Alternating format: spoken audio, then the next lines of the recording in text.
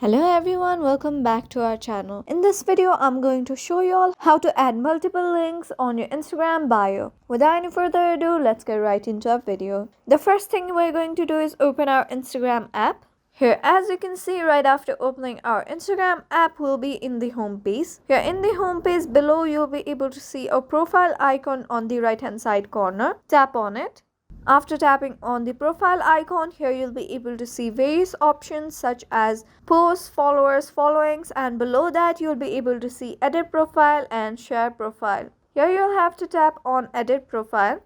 After tapping on edit profile, you'll be able to see name and right below that username, pronouns, bio, and add link. Here you'll have to tap on the add link option.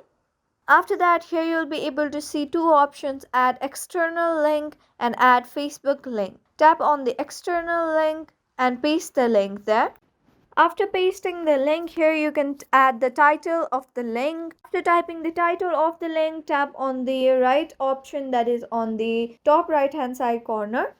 After that, here as you can see, one link has been posted. After that, you'll be once again able to see two options, add external link and add Facebook link. Once again, tap on add external link and paste the link, writing the title. And once again, the same process of tapping the right option on the right hand side corner.